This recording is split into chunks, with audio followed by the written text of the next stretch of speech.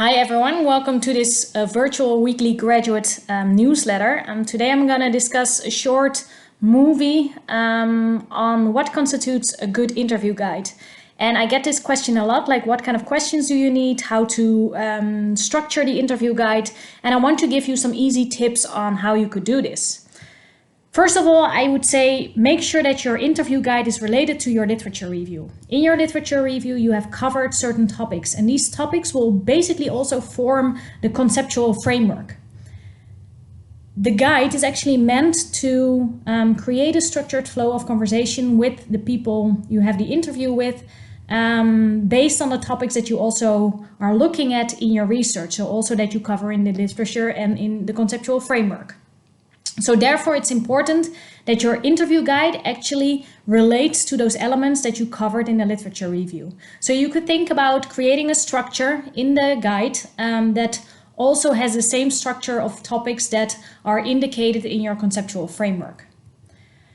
Keep in mind that you will have the interview with multiple people. However, it is important that you have one interview guide for one population. So for example, it might be that you want to interview some students about a certain topic, and you make sure that you create a semi-structured interview guide. This means that the topics that you cover will be the same across all the students. However, during a conversation, you might think about other questions that might pop up. So over time, you might ask some different questions to the different students. However, it's in the end all about that you cover the knowledge, cover the topics that were indicated in the concepts that you wanted to discuss in the interview guide. The moment you also want to have some interviews with experts, for example, that's the moment when you create a new interview guide. And that interview guide might cover different topics than the ones you had with students. So it's not about ticking off the questions one by one. It's about making sure that you gather enough data that will cover those concepts that will help you to, in the end, answer your research questions.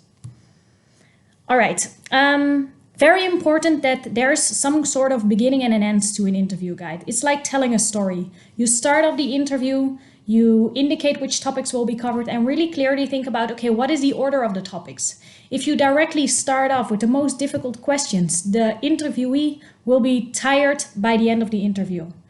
So try to discuss this in a natural way and try to see, okay, what makes most sense to start off with and to end with. And you can use here the possible follow-up questions to ask for examples, to ask for experiences, the moment someone maybe stops talking. All right. Once you have created your interview guide, go over all the questions and ask yourself, why do I ask this certain question? What is actually the link between this question, my aim, and my research questions? So always make sure to go back to those research questions. What would you like to have answered? Then, is it actually easy to understand? Will someone else understand what I'm asking here? And is it actually a leading question? So you're steering someone into a certain direction, or is it a question that opens up information? And that's actually what you want. You want to make sure that the person can open up. So if you ask, for example, the question, do you know what stress is? And he or she might respond, yes. You can also ask, how have you experienced stress in your life? It's a different question, and it asks for more, a more deeper answer of the interviewee. And in the end, how does it fit into the overall structure of the interview guide? What is the relation between the different questions? Are the different questions related to a certain topic? So you might want to distinguish different topics in your interview guide and put a block of questions there. So you make sure that you cover all the concepts that you also covered in your conceptual framework, as I just mentioned, and that the questions that you want to have answered are related to that concept.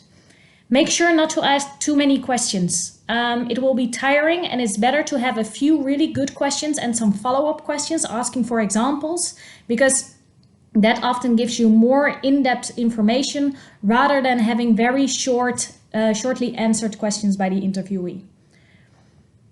Overall, I would say the best thing to find out whether it works is to just try it out. Go into the field, maybe have the conversation or have the interview with your mom, dad, or maybe you can find one of the other graduates online on Teams and see whether they understand your questions.